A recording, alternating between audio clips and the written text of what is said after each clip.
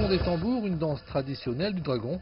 Voilà un spectacle que l'on voit plus souvent au Brésil ces jours-ci, célébrant l'inauguration du premier parc chinois de Rio de Janeiro, un espace certes petit mais symbolique et situé au cœur de la ville. D'autres performances étaient au programme ainsi que des démonstrations de différents styles de kung-fu. L'événement visait également à marquer le 45e anniversaire de l'établissement des relations diplomatiques entre le Brésil et la Chine cette année.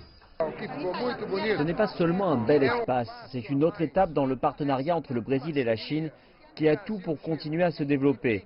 Le Brésil est la ferme du monde, une centrale agricole, et la Chine est le plus grand producteur industriel du monde. Notre relation est donc parfaitement complémentaire. Ce graphique animé du projet montre comment le parc de 5000 m² a été conçu. Occupant de l'espace des deux côtés de l'une des principales avenues de Rio, le parc comprend des éléments architecturaux anciens d'inspiration chinoise.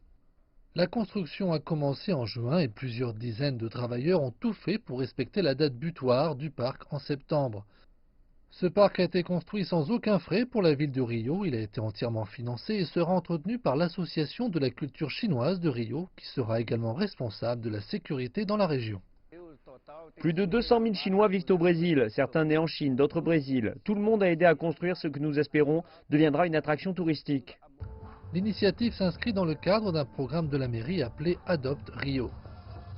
Le programme vise à encourager les entreprises locales et les groupes communautaires à s'impliquer dans la préservation des espaces verts et des espaces de loisirs.